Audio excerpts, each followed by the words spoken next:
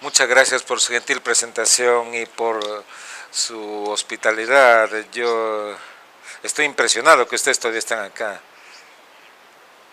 ¿Es real que se queden después de las 7 de la noche?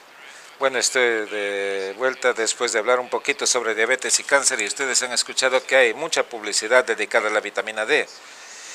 Entonces decidí básicamente enfocarla desde esta perspectiva más amplia. Depende de qué lado se encuentre usted. Usted puede creer que la vitamina D salvará a la humanidad o quizás le hará daño. Entonces trataremos de ver eso. Entonces, ¿salvará la vitamina D a la humanidad? Entonces, ¿cómo separar los hechos de la ficción?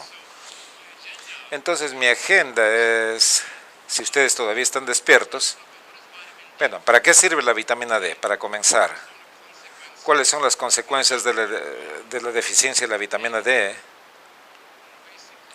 Y a nivel básico, ¿cómo define usted si es que hay deficiencia de vitamina D? ¿Y cuáles son algunas de estas afirmaciones para la suplementación de la vitamina D? Y si realmente hace daño. Entonces hablemos acerca de la realidad y la ficción aquí.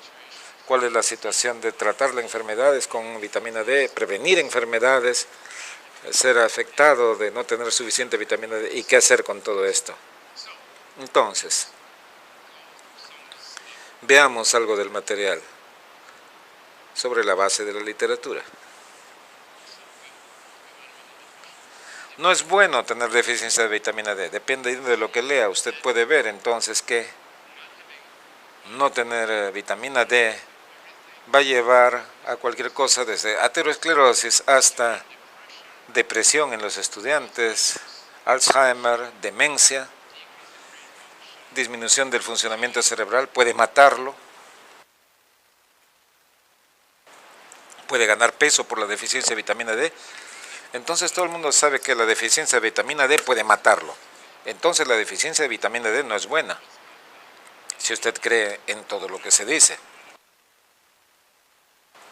Y simplemente entremos al Google o cualquier página web dedicada a la vitamina D y hay miles de artículos al respecto, no solo cientos, sino miles. Ahora, por otro lado, si usted lee el otro lado de esto, es milagrosa. Es la vitamina de la luz del sol, es la salvadora, salva a la humanidad y nuevamente, ¿qué es esto entonces? Se puede evitar el cáncer de próstata, puede tener bebés más fuertes, puede evitar las placas de la aterosclerosis, puede bajar el riesgo cardiovascular, puede mejorar hasta las ronchas crónicas, puede también aliviar la fibromialgia. Entonces me quedé sin espacio en ambas diapositivas, ya que podría yo entretenerlos con cientos y cientos de reclamos, algunos diciendo qué tan mala es la vitamina D y otros diciendo qué tan maravillosa es, y todo lo que está en medio. Entonces, veamos los hechos. Y esto no es tan simple como ustedes podrían imaginarse. Entonces aquí, muy básicamente, la vitamina D2 es de origen vegetal, vitamina D3 es de origen animal. La mayor parte la obtenemos de la exposición a los rayos ultravioleta, por eso se llama la vitamina de la luz del sol. Y muchos alimentos también están fortificados con la vitamina D. Sabemos que es esencial. Entonces, por cierto, yo creo que aceptamos entonces que es esencial para la salud del hueso y para la homeostasis del calcio. Y funciona a través de los receptores para la vitamina D.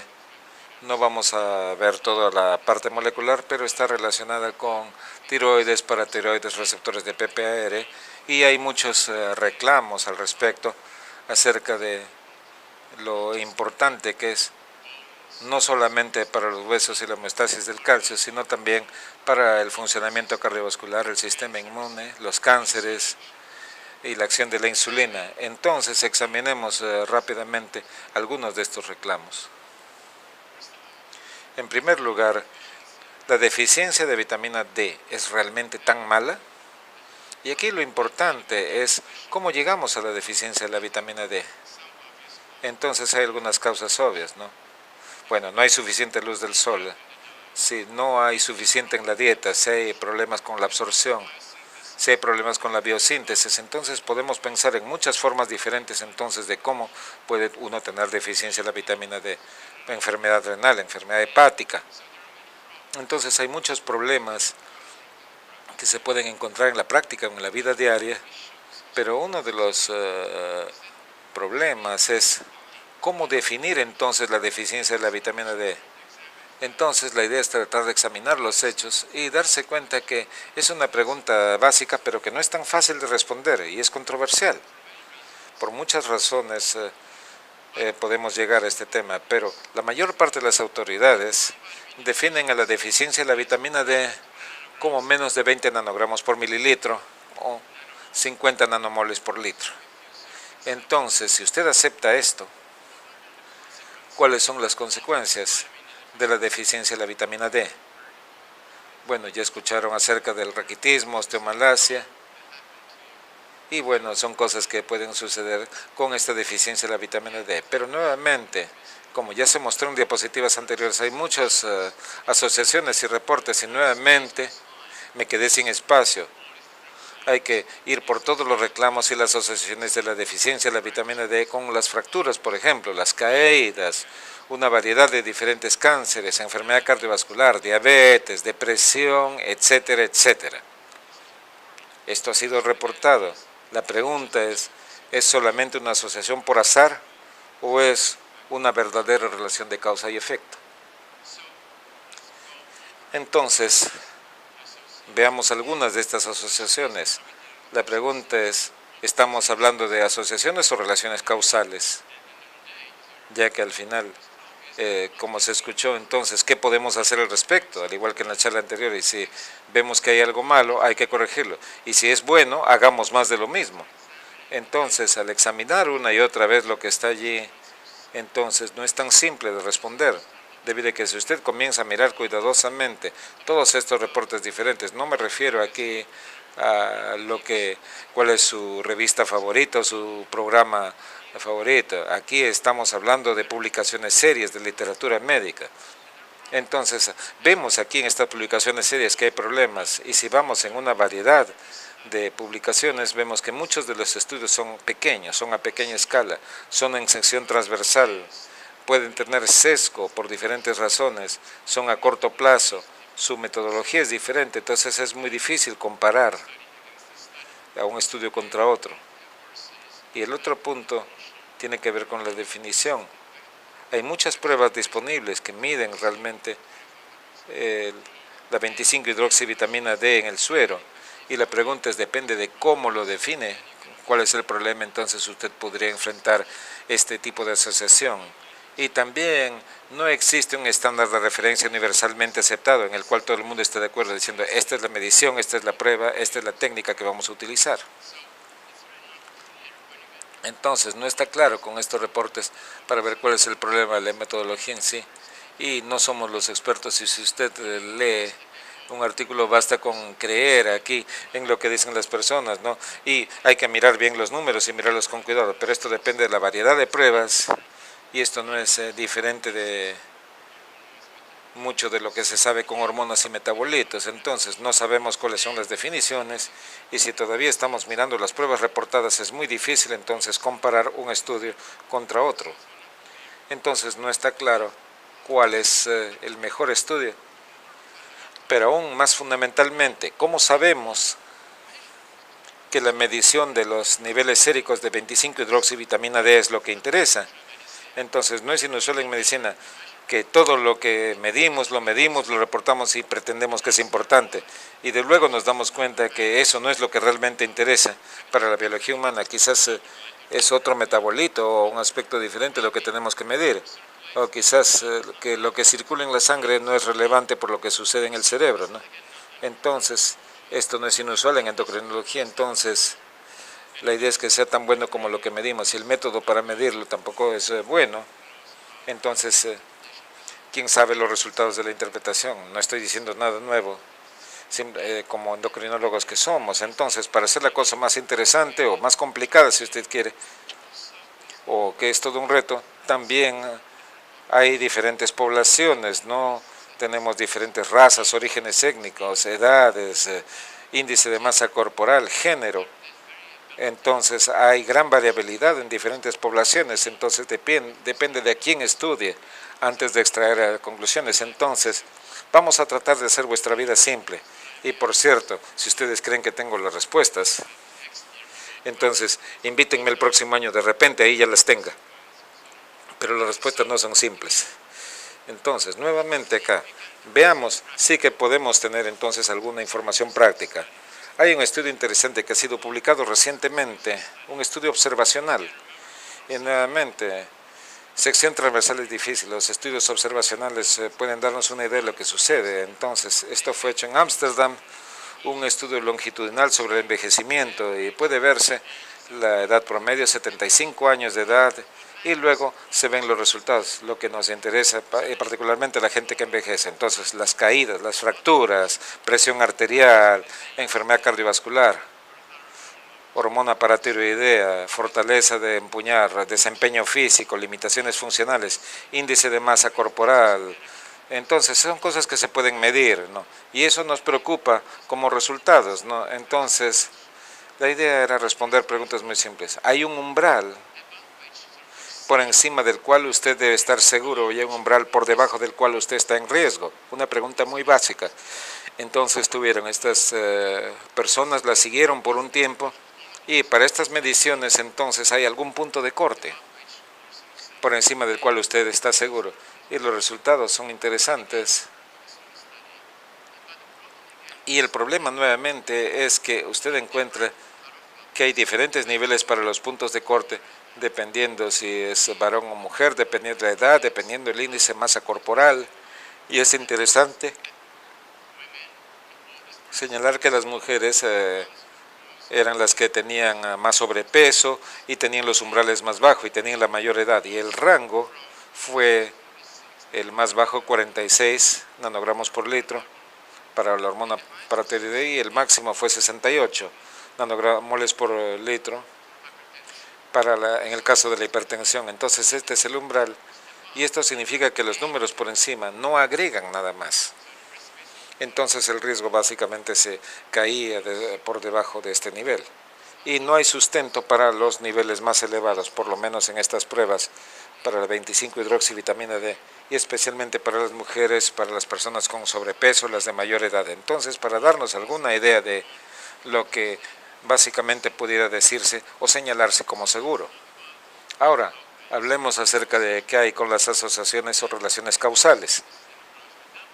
Esto es metabolismo endocrino, entonces centrémonos, de acuerdo con el tiempo, centrémonos entonces en los principales problemas metabólicos, un poco acerca de cardiovascular, y si examinamos la literatura, cómo entra la fisiopatología cardiovascular con la vitamina D, entonces hay estudios que potencialmente llevan a una respuesta. La vitamina D, por ejemplo, regula los genes en la producción de renina, y la falta de vitamina D ha estado asociada con el desarrollo de hipertensión, hipertrofia ventricular izquierda, y sabemos que la vitamina D realmente suprime la inflamación.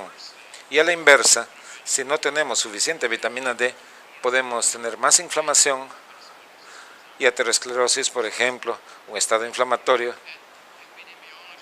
Si miramos la epidemiología es muy diferente, la epidemiología es muy diferente de causa y efecto, pero podemos encontrar muchos estudios que reclaman que hay una asociación entre la deficiencia de la vitamina D y el riesgo cardiovascular y los eventos cardiovasculares. Y si tratamos de examinar cuáles pudieran ser las razones, entonces parece ser que se puede demostrar entonces en los estudios, tanto en animales como en humanos, que hay mayor rigidez vascular y que hay más morbilidad y mortalidad cardiovascular en los estados de deficiencia de vitamina D.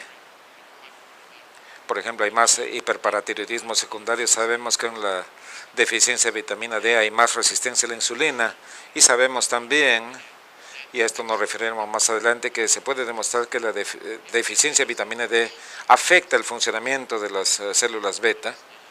Entonces esto puede traer consecuencias tales como el síndrome metabólico y eventualmente la aparición de diabetes. Entonces hay alguna base, si se quiere, para esta posible asociación.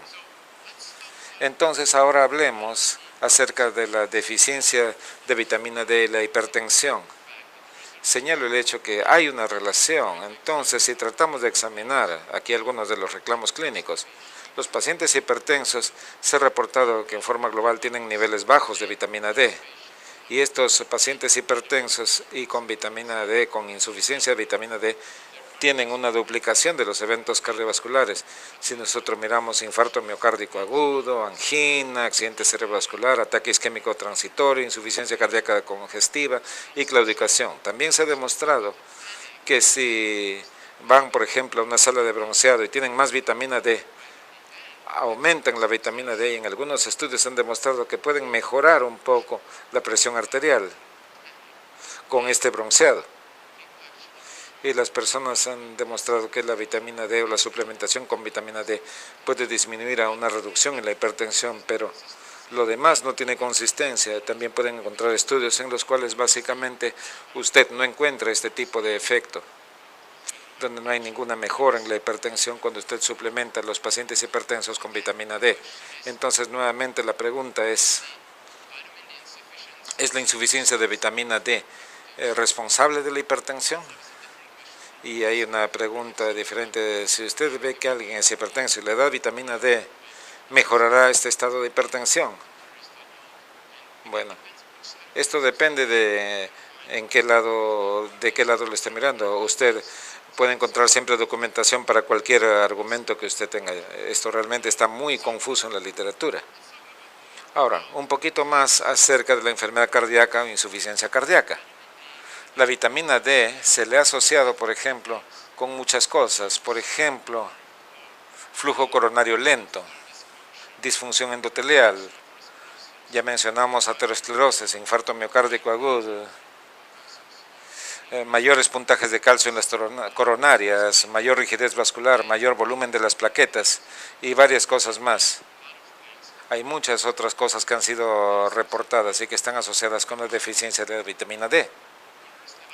A la inversa, el estado de la vitamina D parece ser pronóstico para insuficiencia cardíaca congestiva y sus hospitalizaciones, para infarto miocárdico recurrente, para la restenosis y, por cierto, para la muerte. Entonces, algunas de las cosas que se vieron en el primer resumen pueden ser documentadas y pueden sustentar nuevamente.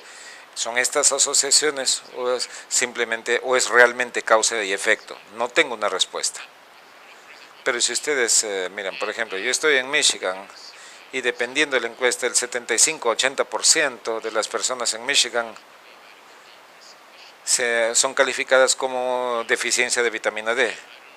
Ahora, yo no sé si es porque a la gente no le gusta salir al sol, pero depende de usted cómo lo defina. Y es la mayor parte de la población que está enferma con esta definición. Entonces, si la insuficiencia de vitamina D es una enfermedad, entonces tendríamos una epidemia de diabetes, obesidad, etcétera. Entonces, se hablaría también de los disruptores endocrinos. Entonces, de repente hasta la luz del sol es un disruptor, ¿no? Entonces, usted podría armar toda una figura bastante confusa, pero realmente la deficiencia de vitamina D no es nada bueno. Ahora, veamos el accidente cerebrovascular o el ictus, como dicen algunos. Deficiencia de vitamina D y el ictus, también ha habido asociación. Y aparentemente la deficiencia de vitamina D es un factor de riesgo independiente para la hipertensión y este ictus. Y a la inversa, hay estudios que muestran que la vitamina D, la suplementación de vitamina D puede ser neuroprotectora. Y en pacientes después de un ACV, la suplementación de vitamina D se ha demostrado que reduce el deterioro cognitivo. También hay algunos estudios que ven a personas después de un ACV, donde ven que hay esta mayor movilidad en estas personas con diferentes mediciones. No se sabe cuál es la relación con el estado neuromuscular o si es osteoprotectora, pero hay estudios que después de un ACV van mejor con suplementación de vitamina D. Les dejo a ustedes decidir si es relación de causa-efecto o es porque alguien decidió medir algo y le resultó y lo publicó, ¿no? La cosa se pone más complicada, ya que si ahora miran, por ejemplo, este tema tan básico, entonces miramos esta publicación de que hay mayor probabilidad de morir por deficiencia de vitamina D. ¿Cuál es la relación entre el estado de la vitamina D y la mortalidad por todas las causas y la mortalidad cardiovascular. Nuevamente, entonces, diferentes evaluaciones muestran que hay una relación entre la vitamina D y la mortalidad por todas las causas, pero no necesariamente la cardiovascular. Y se muestra aquí esta relación, ya que recuerden ustedes, la vitamina D puede ser una suerte de moda. En algunos lugares lo es. Y nunca es lo suficientemente alto. Entonces, 50 es bueno, entonces 60 es mejor, o tal vez 80 es lo óptimo. Entonces, algunas personas dicen que debe ser hasta 100, ¿no? Pero ojo, no hay niveles peligrosos, no se han descrito. Puedo mostrarle estudios donde hay diversos valores, ¿no? Entonces, y estos niveles de vitamina D están asociados con alta mortalidad. La cosa no es tan simple, entonces. Si ustedes creen que el metaanálisis es una respuesta y si dicen que estos metaanálisis realmente no se interesan, bueno, entonces hay un metaanálisis acá, por ejemplo, que no es tan pequeño. Aquí son 18 estudios randomizados que incluyen a más de 57,000 pacientes. Y en este metaanálisis se demuestra entonces que la mortalidad por todas las causas cayó en un 7% con la terapia con vitamina D. Pero puedo mostrarles un metaanálisis diferente con otros estudios randomizados, con otro nivel de evidencia, y no hay ninguna reducción. Entonces usted puede reclamar una u otra cosa y son básicamente lo mismo. Entonces, ¿qué hay acerca del síndrome metabólico? Hay una asociación entre la deficiencia de la vitamina D y diferentes metabolitos. Entonces, vemos el metabolismo de los lípidos, los diversos aspectos de la acción de la insulina, la señalización, y los resultados tampoco están en favor de la deficiencia de vitamina D. Entonces, la D3 está inversamente relacionada con la presión arterial y los triglicéridos. D2, inversamente relacionada con la insulina y la actividad de la lipoproteína lipasa. Entonces vamos en esta dirección. Entonces, si miramos a la diabetes, por ejemplo, esto es más integrante, los pacientes con diabetes de tipo 1 y de tipo 2, en forma global, tienen más hipovitaminosis D. Y hay una relación inversa entre el estado de la vitamina D y la diabetes de tipo 2. Y nuevamente hay estudios que reclaman, que muestran que la suplementación con la vitamina D en estas personas lleva a menos diabetes de tipo 2. Por lo menos en algunos estudios, en algunas cepas de ratones, vemos que la vitamina D puede evitar la insulitis y evitar la diabetes de tipo 1. Entonces, se indica que parece ser buena para evitar entonces estas consecuencias de la diabetes o evitar la diabetes, pero no se sabe cuál es el mecanismo. Y si mejoramos aquí la diabetes de tipo 2 y la diabetes de tipo 1, entonces la pregunta es ¿cuál es la relación? Claramente usted puede arguir que son enfermedades diferentes, una tiene que ver con el sistema inmune, o tal vez la otra no, o tienen otro tipo de vía. Entonces lo más común sería la hipoglicemia, pero la hiperglicemia, pero es intrigante si usted empieza a discutir algo que tiene que ver con la diabetes de tipo 1 y 2, ¿qué tienen en común? Nosotros sabemos, nuevamente, no voy a entrar en tantos detalles, pero las células beta del páncreas tienen receptores para la vitamina D y pueden afectar la secreción de insulina. La vitamina D también afecta la sensibilidad a la insulina. Y la vitamina D parece tener un rol en el control de la glicemia. Y de esto es todo lo que estamos discutiendo hasta ahora, pero no hay prueba de causalidad, son asociaciones, no es causalidad. Entonces, como científicos, como endocrinólogos, tenemos que ser muy cuidadosos para saltar de las asociaciones, para reclamarlo como hechos ciertos de causa y efecto, de relación de causa y efecto. Ahora, las células beta. Sabemos que en los animales con deficiencia de vitamina D hay una secreción alterada de insulina. Y esto mejora in vivo si es que usted a estos animales, si les da vitamina D, usted puede mejorar entonces la secreción de insulina. Hemos mencionado en epidemiología que hay relaciones entre la deficiencia de la vitamina D y la diabetes de tipo 1 y la diabetes de tipo 2. Entonces, nuevamente, tratando de examinar cuáles son los posibles mecanismos, parece que la vitamina D protege contra la producción de insulina afectada por las citoquinas y que hay una relación entre la deficiencia de la vitamina D y la resistencia a la insulina, diferentes metabolitos que han aparecido allí. La vitamina D en algunos estudios puede mejorar la resistencia a la insulina. Y parece ser que uno de los posibles mecanismos para la vitamina D antagoniza las acciones de los ácidos grasos libres. Y si empezamos a mirar los mecanismos moleculares potenciales, el PPR delta parece ser el blanco de la 1,25 de hidroxivitamina D y puede mejorar la secreción de insulina. Entonces, quizás allí hay un mecanismo. La 25-hidroxivitamina D en el suero está inversamente asociada con la disfunción de las células beta, con la tolerancia alterada a la glucosa y la diabetes de tipo 2. Entonces, estas también son relaciones contundentes y que van en otra dirección. Pero nuevamente, para los clínicos, lo más importante sería esto. ¿Puede usted entonces prevenir o mejorar el control de la diabetes si usted le da a las personas suficiente vitamina D? Debido a que en los animales, y esto se ha demostrado en una variedad de modelos, tanto en ratones como en ratas, que puede demostrar entonces que la vitamina D puede mejorar la homeostasis de la glucosa.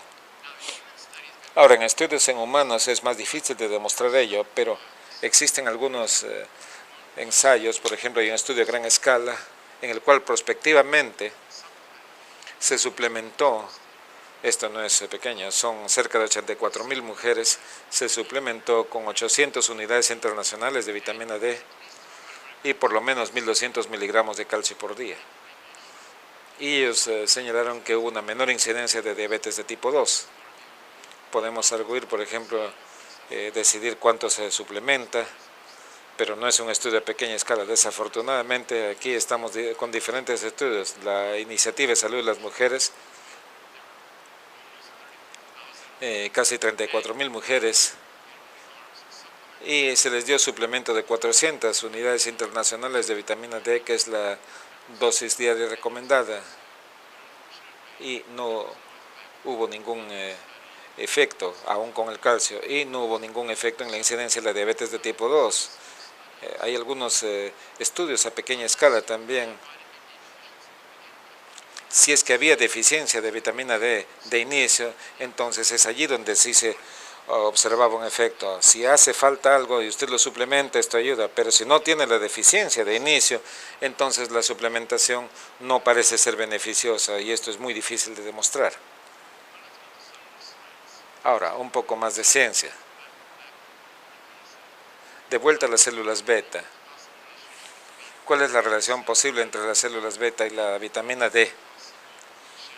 Y la probabilidad de prevenir o de curar la diabetes.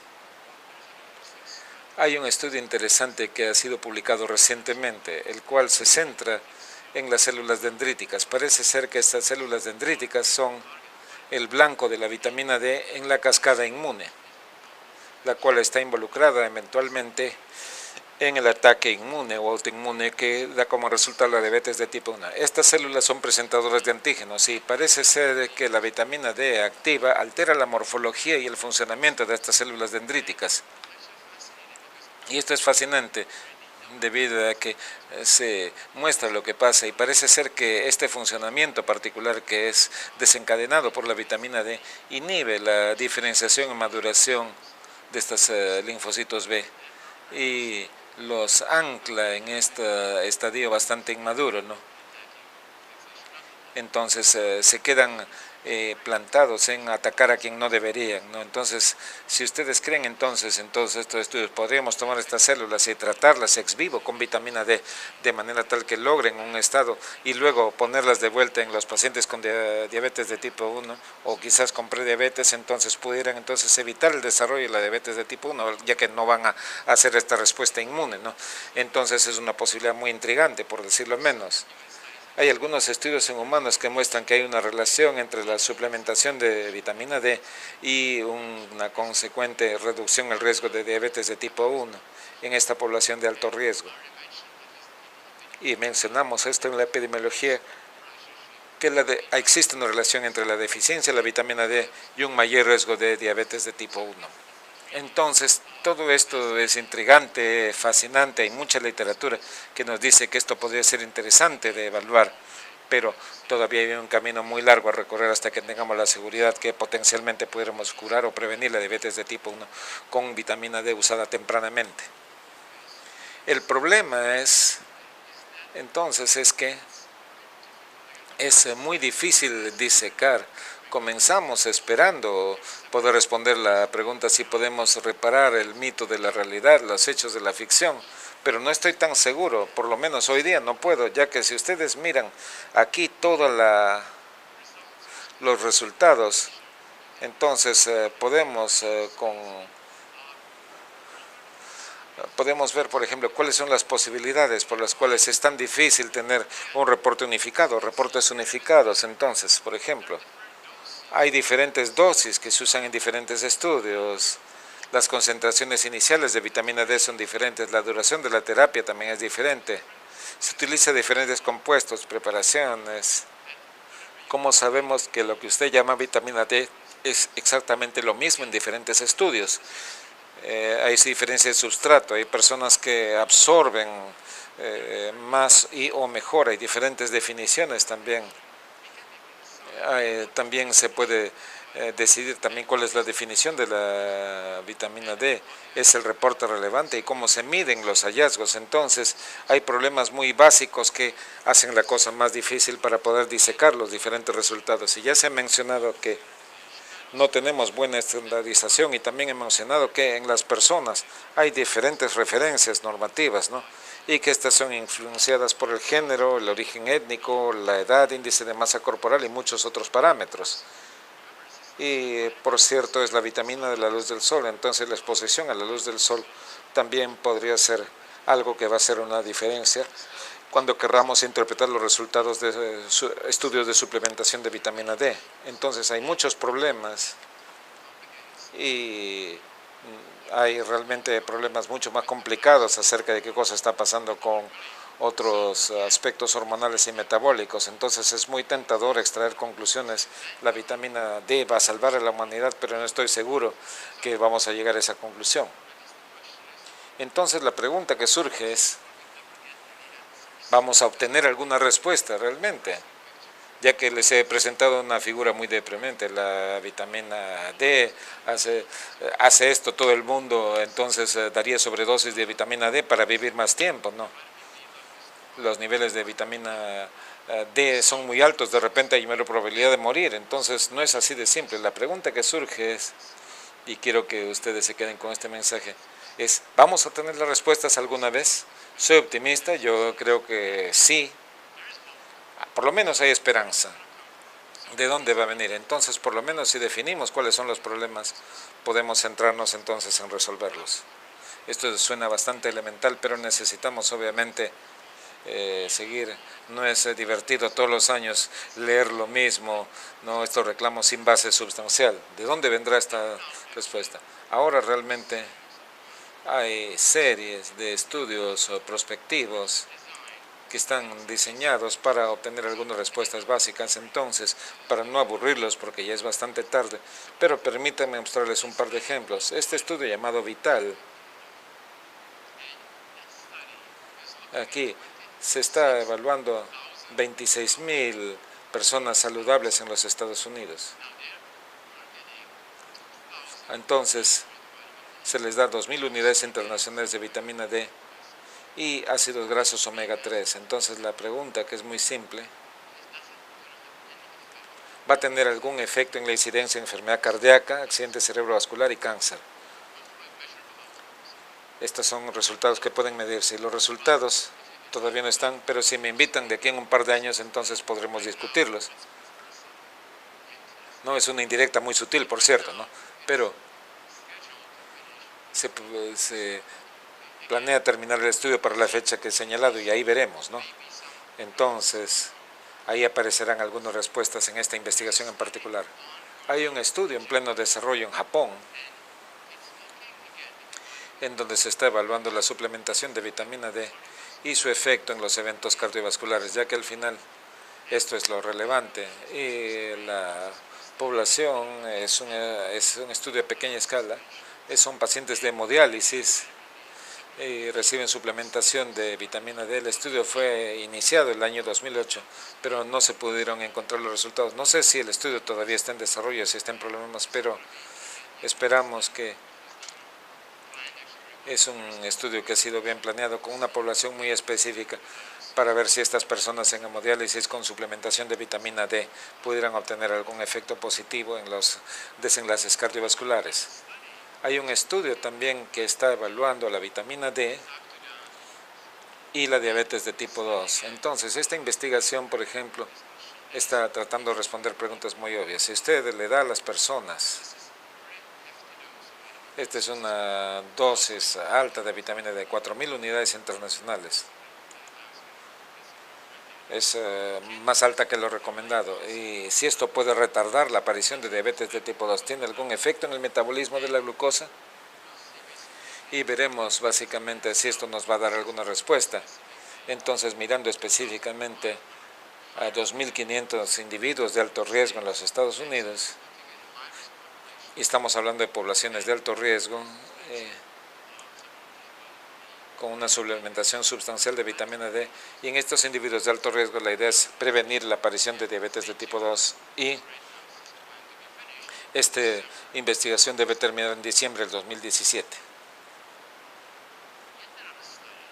Y hay otro estudio que está evaluando la vitamina D, estudio a pequeña escala, pero está evaluando la vitamina D y un examen muy cuidadoso de una variedad de marcadores para la acción de la insulina, resistencia a la insulina y la enfermedad cardiovascular. Entonces aquí son 90 pacientes, estas personas tienen diabetes de tipo 2 y se está evaluando una serie de parámetros con resistencia a la insulina, enfermedad cardiovascular, y también mirando no solamente los marcadores de la señalización de insulina, resistencia a la insulina, metabolismo de glucosa, sino también los marcadores de inflamación. Debe que nuevamente mencionamos que hay una asociación. Entonces, esta investigación debe estar terminando a principios del próximo año. Entonces, hay muchos otros estudios en desarrollo, pero por lo menos estoy tratando de mostrarles aquí la figura y que la gente se dé cuenta que hay muchos temas excitantes e interesantes y que podrían hacerse con la suplementación de la vitamina D, y ver a quién darle, cuánto, cómo darle, ¿no? Entonces ver si estamos haciendo bien o mal con los pacientes que le estamos dando vitamina D, pero primero no hacer daño, ¿no? Entonces, y ver la forma de ofrecer cierto beneficio. Entonces hay cierta esperanza, entonces hay que estar al tanto y ver lo que sucede, ¿no? Entonces permítame concluir, yo creo que podemos pensar en esto. Esperamos tener más luz del sol para el próximo verano, y eso es todo. Muchas gracias.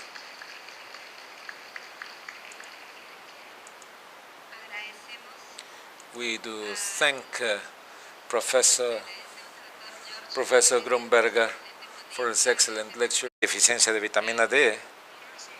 ¿Y cuáles son algunas de estas afirmaciones para la suplementación de la vitamina D? Y si realmente hace daño. Entonces hablemos acerca de la realidad y la ficción aquí.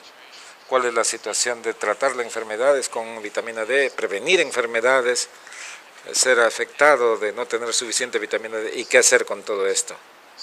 Entonces, veamos algo del material sobre la base de la literatura.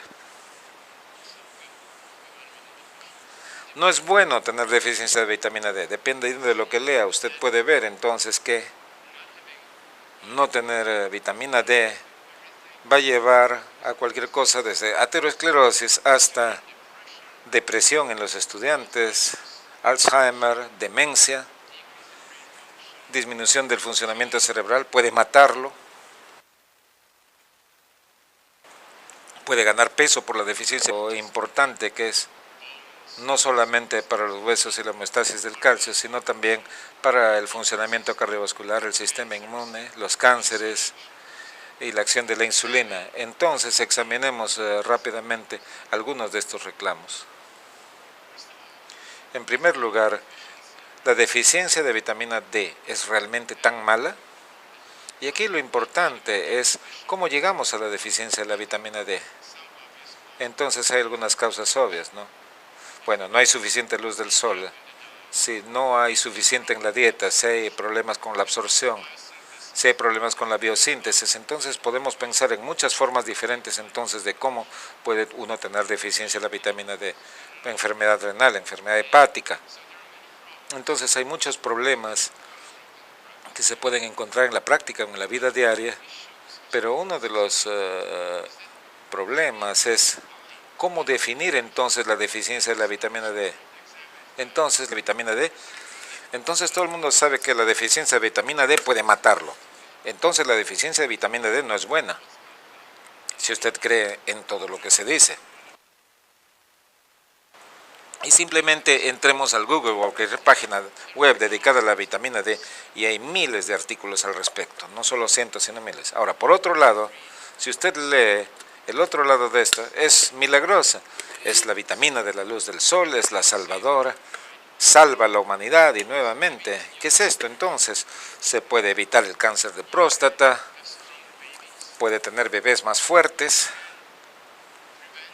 puede evitar las placas de la aterosclerosis, puede bajar el riesgo cardiovascular, puede mejorar hasta las ronchas crónicas, puede también aliviar la fibromialgia. Entonces me quedé sin espacio en ambas diapositivas, ya que podría yo entretenerlos con cientos y cientos de reclamos, algunos diciendo qué tan mala es la vitamina D y otros diciendo qué tan maravillosa es, y todo lo que está en medio. Entonces, veamos los hechos. Y esto no es tan simple como ustedes podrían imaginarse. Entonces aquí, muy básicamente, la vitamina D2 es de origen vegetal, vitamina D3 es de origen animal. La mayor parte la obtenemos de la exposición a los rayos ultravioleta, por eso se llama la vitamina de la luz del sol. Y muchos alimentos también están fortificados con la vitamina D. Sabemos que es esencial, entonces, por cierto, yo creo que aceptamos entonces que es esencial para la salud del hueso y para la homeostasis del calcio. Y funciona a través de los receptores para la vitamina D. No vamos a ver toda la parte molecular, pero está relacionada con tiroides, paratiroides, receptores de PPAR, y hay muchos reclamos al respecto acerca de Muchas gracias por su gentil presentación y por su hospitalidad. Yo estoy impresionado que ustedes todavía están acá. ¿Es real que se queden después de las 7 de la noche? Bueno, estoy de vuelta después de hablar un poquito sobre diabetes y cáncer y ustedes han escuchado que hay mucha publicidad dedicada a la vitamina D. Entonces decidí básicamente enfocarla desde esta perspectiva más amplia. Depende de qué lado se encuentre usted. Usted puede creer que la vitamina D salvará a la humanidad o quizás le hará daño. Entonces trataremos de ver eso.